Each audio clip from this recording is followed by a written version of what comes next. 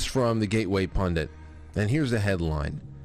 Bruce Springsteen throws his fans under the bus, agrees with Obama that his white fans would have called Clarence Clemens the N-word off stage. It's true.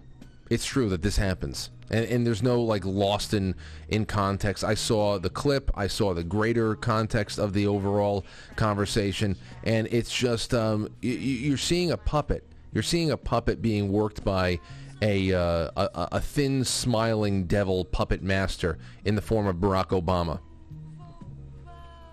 It's really just, it's really sick. It's really sick. So I want to get into this in just a moment. So let's do it. Here we have it. Okay, here we go. Aging establishment rocker and Democrat Party activist Bruce Springsteen agreed with former President Barack Obama's characterization of Springsteen's fans as racists who would have called iconic E Street Band saxophone player, the late Clarence Clemens, the N-word off stage, even after cheering him on stage in concert.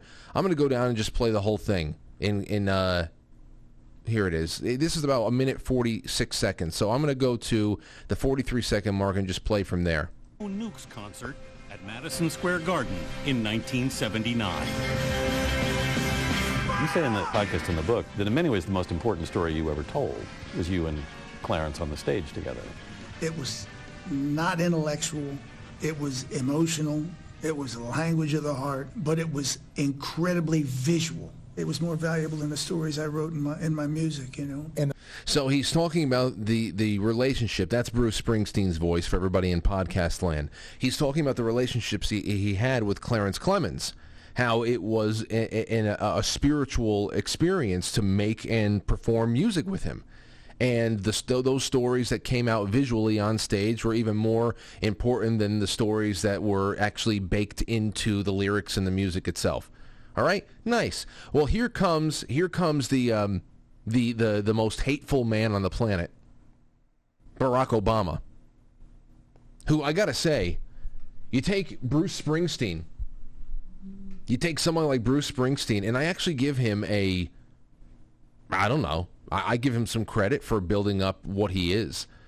A lot of hard work to write the music and to tour and to do all that stuff for decades and decades and decades and become Bruce Springsteen and to keep that band going and to keep it successful, regardless of what kind of a political shill he is.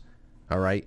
On the other hand, Barack Obama, his entire resume is literally became president. He has a past barely anybody knows anything about. He's been strangely sponsored by very rich heads of state in foreign countries. Most of his education records are completely locked away. He just became president. That's just it. He has no experience doing anything else. So, but here's how he hijacks the entire thing, which of course Bruce Springsteen wouldn't call it a hijacking because this is Stockholm syndrome right here.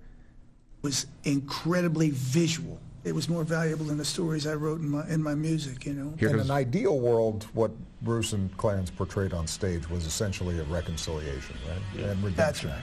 But most of your audiences were primarily white. Okay, so for those, because now the music is coming in. So he said, in an ideal world, Bruce and Clemens on stage, that would be like a reconciliation. It would be the representation of a reconciliation. And then he goes into then talking about the audience.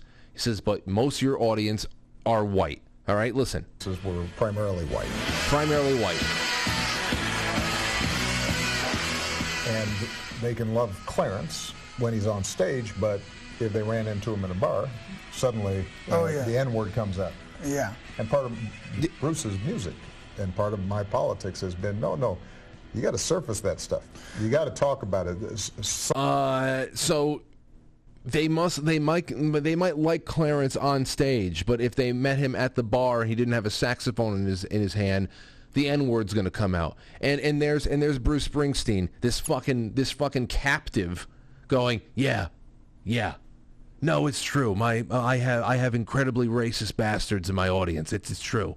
I've gotten rich off of it. Yeah, no, it's true. My audience is primarily white racist assholes. Yeah, It just doesn't even understand what he's agreeing to. Does he even understand what he's agreeing to? And then he lets this fucking swindler continue to talk about his politics. It's about bringing all that to the surface. Well, isn't somebody going into a bar and just slinging the N-word around, bringing it to the surface? Why is it that it's always these secretive, everybody's always a secretive racist? He's trying to instill, it's ridiculous. Has been, no, you got to surface that stuff. Yeah. You got to talk about it. You got to stir the pot. You got to inflame old wounds. You got to make people hate each other. You got to talk about that stuff. Talk about it. Who the fuck wants to talk about that? If you're going to a concert, you're going to a concert to watch a band that's completely integrated. Completely integrated. Along religious and racial lines, you got an audience that's integrated, and you just want to see music. And then here comes this guy. How can we taint the pool here? How can we taint the pool? The absurdity. The absurdity of it all is ridiculous. You know, I think what's hilarious and infuriating is that this phony, Barack Obama, wants to talk about redemption and reconciliation in 2021. Here's a half-black former president of the United States, a billionaire in his own right. I don't know if he's actually accrued $1 billion, but he's definitely directs the flow of $1 billion anyway. In one way or another, he does that. And this smirking devil is talking about reconciliation. We have the receipts. He's talking about his politics, what his politics have been about. We have the receipts for his brand of politics in an effort to tackle so-called redemption and reconciliation. It's cost us hundreds of trillions of dollars in welfare and grants and vote bribery. That's all it did, and it did nothing. What did it do for us? It got us nothing, but it turned us into an angry nation of takers. That's all that his politics have done for us. We've got the receipts for his form of reconciliation. Killed tens of millions of children, tens of millions of black children over the last few decades alone, in the form of their pro-choice abortion celebration party that they have going on over there, and everything else resulted in millions of more broken homes along the way too. And no, for those of you out there who are saying, is he victim blaming? No, I'm savior blaming. I'm blaming the savior over here. There you go. There's a modern figurehead of the savior complex that ruins everything. They create victims for sure, but it's not it's the savior's fault. But then again, these are con men, and con men really don't have a clue about this country. They don't have a clue about what's really going on in the hearts of men and women of all races and ethnicities and sex and all that stuff. They don't really have a clue about this country because they're demolitionists. You don't call a demolitionist to make a building stronger. You call in a demolitionist to raise a building because someone wants to do something different with the property. That's what Barack Obama is. He's a demolitionist. He has said it. His wife has said it time and time again, that they are looking to change what this country is.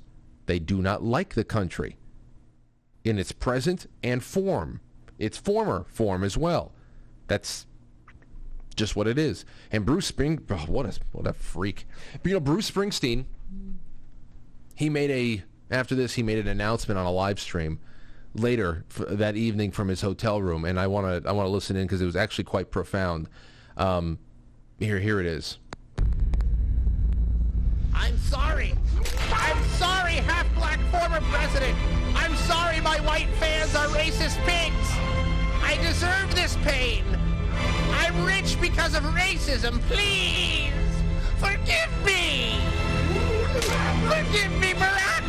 Forgive me, please. Please forgive. That's really sick. It's really sick what's going on there. He's lost his mind, but he's made up for it now. That's good. All's well. All's well. All right, so that's one thing. And not to beat a dead horse, but the absurdity of projecting this image onto white Americans alone, where it's almost like this if the world that's living inside of Barack Obama's head were real, that would pretty much be like me getting off air every night at 9 o'clock, having been on air for 2 hours, and immediately running into the IT closet out there where we have the modem and all of our security system stuff and all that. Me having to run into the IT closet just so I can say the N-word. You know, because it had been over 2 hours since the last time I had said it. Like you guys and gals at home, you might think that by 9-10 p.m. I got my jacket on, I'm walking out, I'm getting into my car, I'm thinking about what I'm going to eat, I'm thinking about the baby and Lauren. No. By 9-10 p.m., I'm in the IT closet, I'm saying the N-word. I have to say it. It had been 2 hours since the last time I said it. It's like how I pump myself up before I go on air. And remember, and remember what this is all about, because we talked about this when Donald Trump and the whole nonsense of him insulting disabled reporters and one racist projection over another.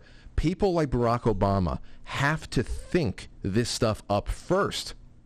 They have to think it up in their head first, and then they project it onto someone else. So they literally, the left, these progressive race-baiting creeps, they literally spend their days insulting themselves in order to then dominate others. Okay? Think about how sick that is. Pretty sick. You're pretty sick, Chubbs. And that's the way it is.